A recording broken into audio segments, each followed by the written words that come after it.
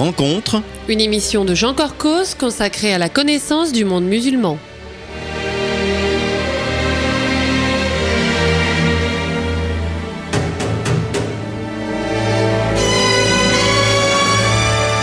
Bonjour amis auditeurs, Jean Corcos au micro pour ce préenregistré réalisé le 18 mai 2018.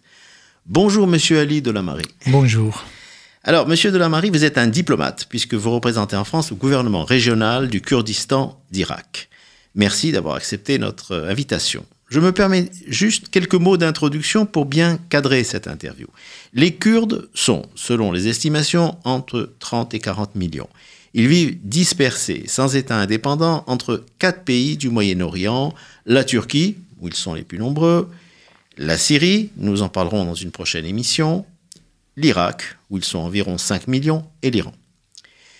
Paradoxalement, c'est en Irak où ils ne sont pas très nombreux que pour des raisons historiques qui leur ont été favorables, guerre du Golfe en 1991, invasion américaine en 2003, c'est là qu'ils ont obtenu le plus de liberté. En 1991, cela a été une indépendance de facto, mais non reconnue. Après la chute de Saddam Hussein, il y a eu la constitution en Irak d'un État fédéral qui n'a pas rempli ses promesses, et vous nous en parlerez.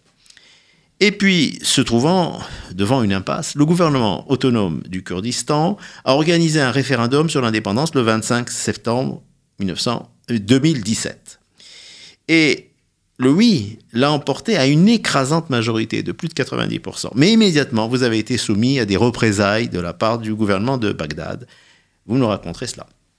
Alors, monsieur Delamarie, je dois dire que je vous avais entendu lors d'une soirée de solidarité de la communauté juive avec le peuple kurde, c'était au début janvier, et vous nous aviez dit à la tribune que le gouvernement central de Bagdad n'avait pas respecté 56 articles de la Constitution fédérale. Alors, pas nous citer tous ces articles, mais pouvez-vous nous dire les principales violations du gouvernement de Bagdad ? Bon, merci pour m'inviter à cette émission.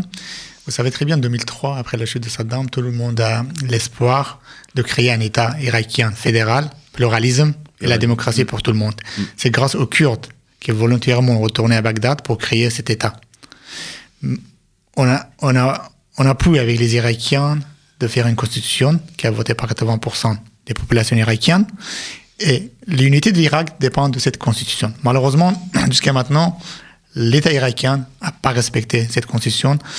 Comme je dis, 56, peut-être c'est plus, mais le plus, c'est l'article 240, surtout les zones, on dit, en dehors de l'administration du Kurdistan, c'est-à-dire zones contestées. Se trouve, la majorité de ces gens-là sont des Kurdes, mais il y a des Arabes, des Turkmènes, des Assyro-Chaldéens, des autres. On voulait régler ce problème avec un article qui s'appelle article 140, mais malheureusement, l'Irak n'a pas respecté, il faut avoir lieu à la fin de 2007, mais aucun pas vers cet article-là. C'est le premier article qui est très important.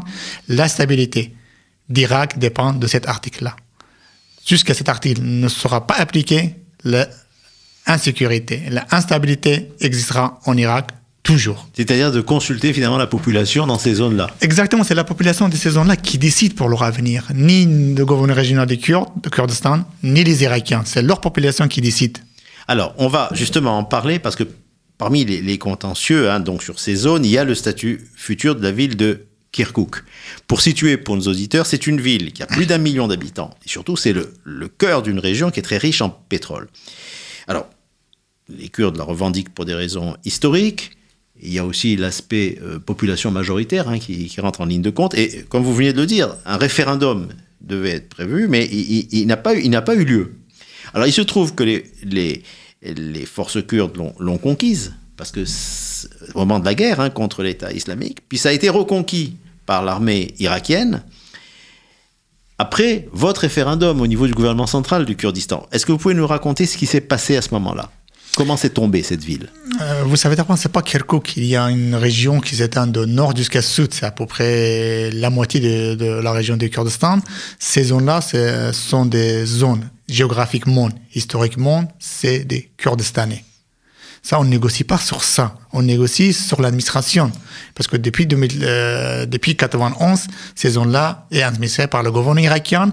On voulait, avec l'article 140, que la population de ces zones décide est-ce qu'il reste avec le gouvernement irakien ou il reste sur l'administration du gouvernement régional du Kurdistan. On ne négocie jamais sur l'identité des Kurdistanais. C'est pas que des Kurdes, c'est-à-dire de tous les ça. Dans toutes les élections irakiennes qui ont été liées depuis 2003 jusqu'à maintenant, c'est les Kurdes, ils ont remporté dans toutes ces zones-là, y compris Kirkuk. Donc, Kirkuk, c'est une ville symbolique, puisqu'il y a du pétrole, c'est pour ça, le gouvernement irakien qui voulait y couper ces zones. On a fait le référendum dans l'ensemble du Kurdistan, et on a remporté 93%, y compris Kirkuk. Donc, les Iraniens, les Irakiens et les Turcs et les autres pays ne veulent pas, puisque c'est le cœur de sujet. Si les Kurdes deviennent indépendamment financièrement en Irak, ça va être un problème pour l'ensemble de la région. Ils pensent. Mais pour nous, il faut trouver une solution avec un dialogue, avec une négociation avec Bagdad pour trouver une solution pour ces zones-là, puisque, comme je vous avais dit, si on ne trouve pas une solution pour ces zones-là, il n'y aura jamais insécurité, il n'y a jamais de sécurité et stabilité en Irak. Absolument.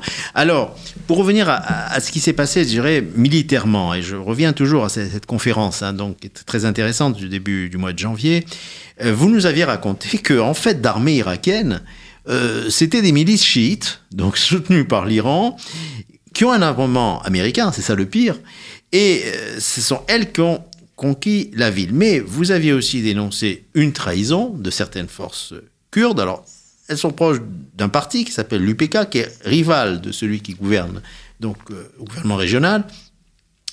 Je me pose la question, est-ce que cette polarisation, finalement, qui est assez ancienne de votre population, entre deux camps, en gros, les zones principales, et puis vers Soleimani, l'autre zone, est-ce que ça n'empêche pas le Kurdistan d'avancer, ce clivage?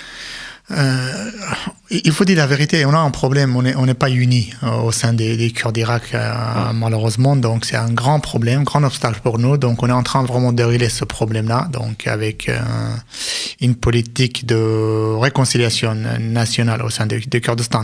Ce qui se passe vraiment dans ces zones-là, parce que c'est grâce aux Kurdes qu'on a empêché que Daesh arrive dans ces zones-là.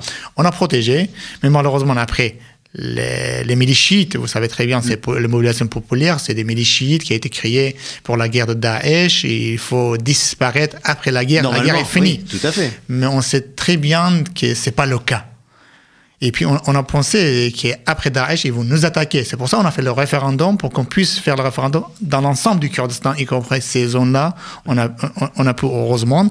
Et ils ont attaqué avec la collaboration de certaines personnes d'un parti politique qui ont trahi notre peuple, et la trahison était toujours dans l'histoire du Kurdes, malheureusement. Donc, mais on doit régler ce problème, sinon il y a un obstacle pour l'avenir du Kurdistan. Absolument, absolument. Alors, on arrive doucement à la fin de la première moitié donc, de cette émission. Moi, j'aimerais qu'on évoque maintenant les conséquences de cette guerre assez longue contre l'État islamique, quand il est apparu, donc le Daesh en 2014, et puis en gros, je dirais, sa défaite en 2017. Bon, les Peshmerga, donc les combattants kurdes, ont été presque partout en première ligne. Quel a été le bilan humain? Quelles ont été les pertes, les tués, les blessés, etc.? Le bilan est très lourd. On a perdu à peu près 1700 Peshmerga victimes, plus de 10 000 blessés, à peu près 6 000 femmes et enfants disparus. Ah oui. Une zone dévastée. Ils ont massacré des Kurdes. Massacré des Kurdes, oui, des charniers, des fosses communes. Ils ont violé notre femme.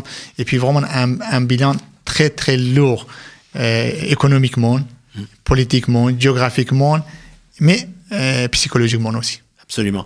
Alors, parmi les villes donc, qui ont été reprises au Daesh, il y a Mossoul. Il y a eu des reportages terribles au niveau de la télévision, donc on a vu dans quel état c'était de destruction, etc. Mais j'ai vu donc sur le site de votre gouvernement que vous évoquiez la question des réfugiés, parce qu'il semble qu'il y ait énormément de réfugiés qui vivent au Kurdistan irakien. Est-ce que vous pouvez nous donner quelques éléments? Oui, on a reçu à peu près 1 800 000 réfugiés et déplacés. Par rapport à une population de 5 millions, il y a 1 million. De 5 millions d'habitants, pour 1 800 000, c'est à peu près 2 millions.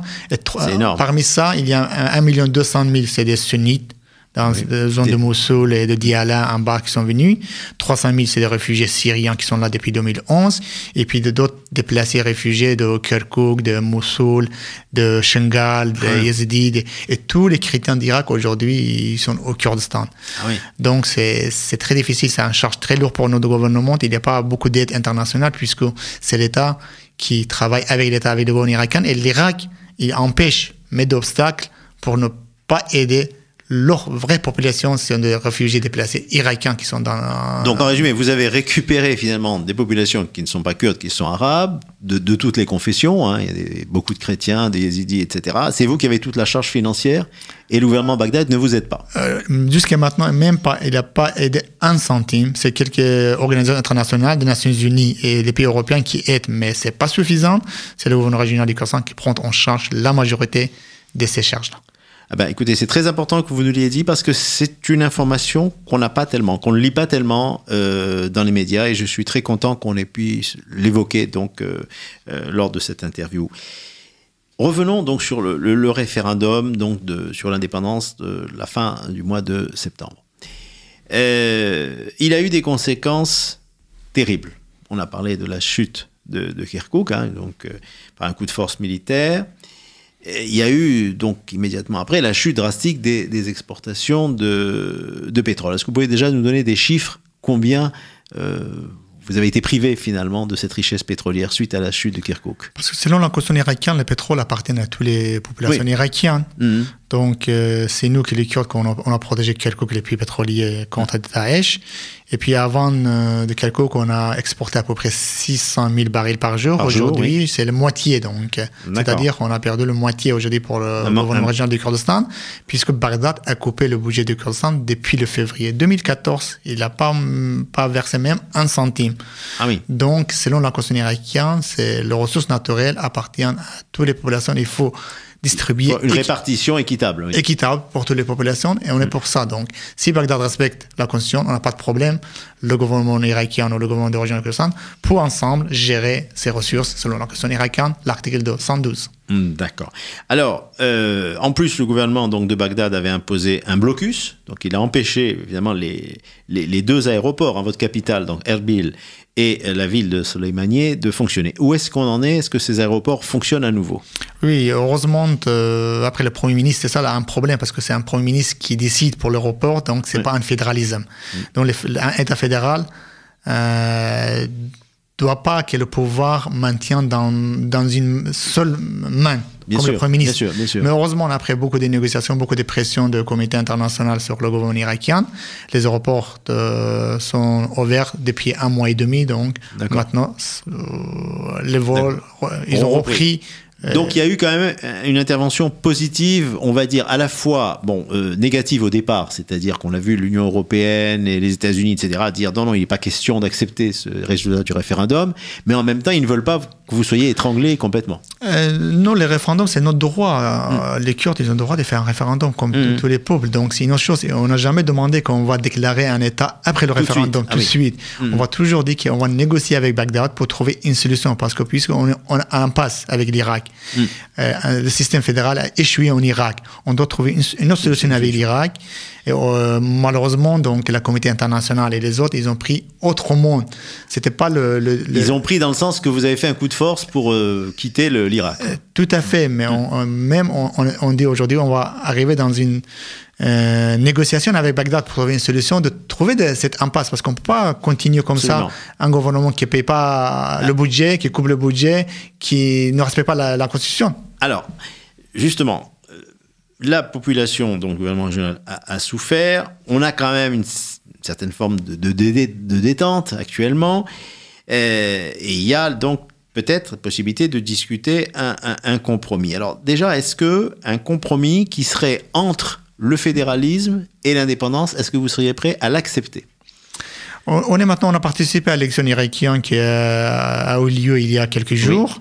Donc, on va entrer dans une nouvelle phase puisque c'est le Sadr qui a gagné cette fois-ci. Donc, c'est quelqu'un qui est assez dur quand même. On ne le connaît pas sincèrement. On ne peut pas préjuger dès maintenant. Donc, on a une mauvaise histoire avec vraiment les dirigeants irakiens. Ceux d'avant. Précédents, exactement. On voulait avoir vraiment des discuter avec on va participer avec ce gouvernement, puisqu'on est toujours fait partie du gouvernement irakien, selon la constitution irakienne. Si on arrive de trouver une solution aimable à tout le monde, pourquoi pas, on peut rester dans un pays uni, mais si le gouvernement irakien ne nous accepte pas comme un vrai partenaire, on a d'autres solutions comme les Kurdes. Absolument. Alors, pendant donc cette conférence dont je parlais en introduction, et là vous étiez en situation de blocus total, alors vous avez donné une information assez étonnante, c'est-à-dire que le seul pays qui a permis au Kurdistan irakien de survivre en laissant la frontière ouverte, ça a été la Turquie. Seulement, la même Turquie est en conflit ouvert avec sa propre population kurde, ça fait 30 ans. Et puis, il y a eu des événements depuis le mois de janvier. Elle a envahi la Syrie, elle combat sur place les forces kurdes, alors qui ne sont pas les mêmes, hein, c'est pas votre parti, mais ça doit être difficile pour votre gouvernement de gérer ça, la relation avec la Turquie, et puis en même temps, la Turquie en guerre avec ses Kurdes. On a toujours vraiment de bonnes relations avec notre voisin. On n'était jamais une menace pour notre voisin, ni pour l'Iran, ni pour la Turquie, ni pour la Syrie, ni pour d'autres pays. On aimerait bien vraiment de vivre tous ensemble. Et notre cas est différent que les autres cas des Kurdes, parce qu'il y a des Kurdes en Turquie, en Iran, en Syrie. On voulait vraiment que chaque pays donne le droit aux Kurdes au sein de leur pays. Chacun définit son propre combat. Par dialogue et par négociation. On est contre la guerre. Toujours, le message du gouvernement régional du Kurdistan est 10 ans de négociations, c'est mieux qu'une heure de guerre. Donc, on remercie encore vraiment le gouvernement du Turc. Ils n'ont pas fermé leurs frontières. Vous savez très bien, on était vraiment dans une blocus économique, politique.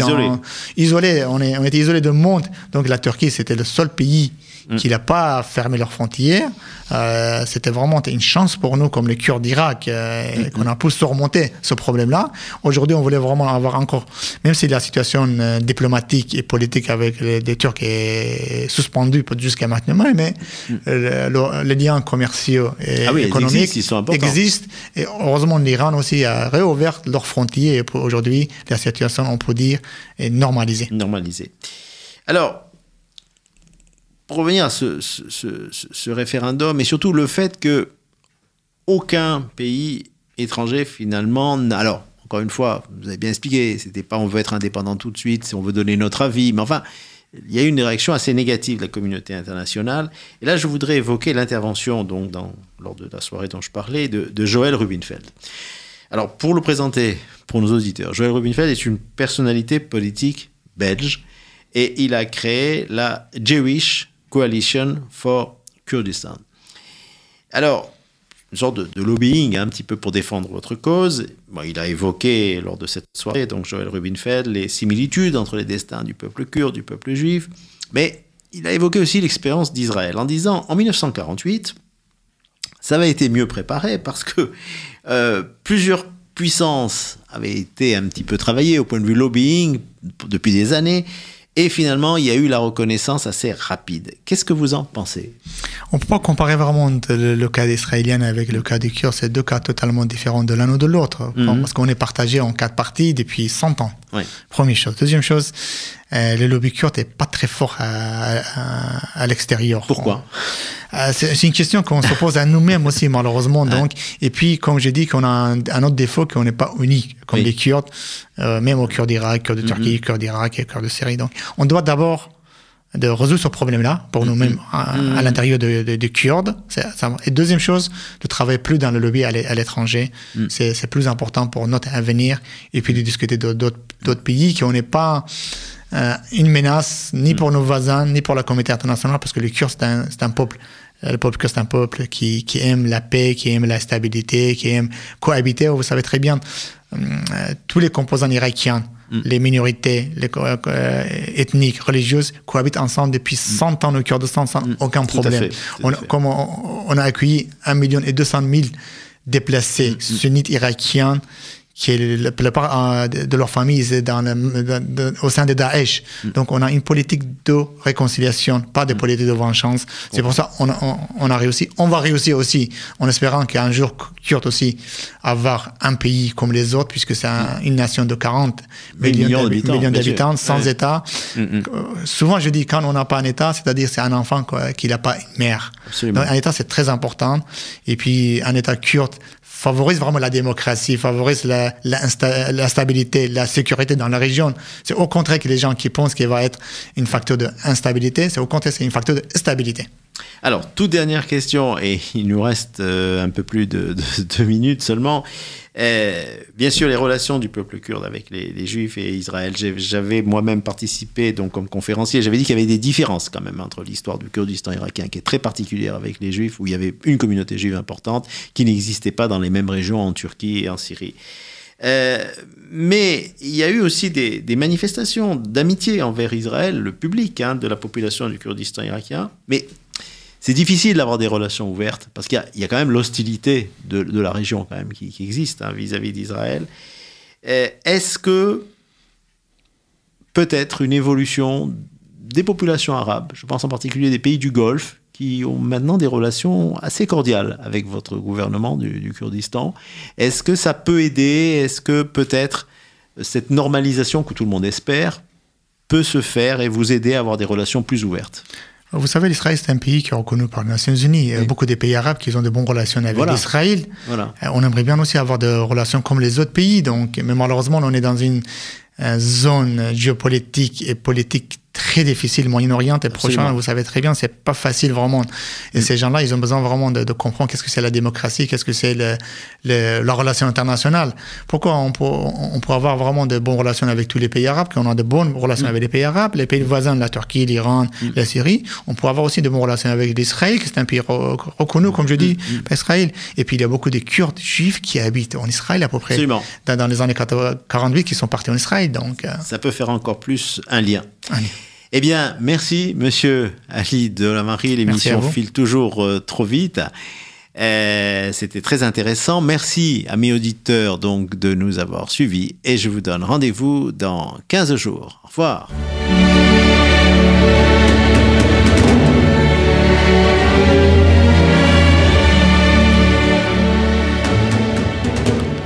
Rencontre. Une émission de Jean Corcos consacrée à la connaissance du monde musulman.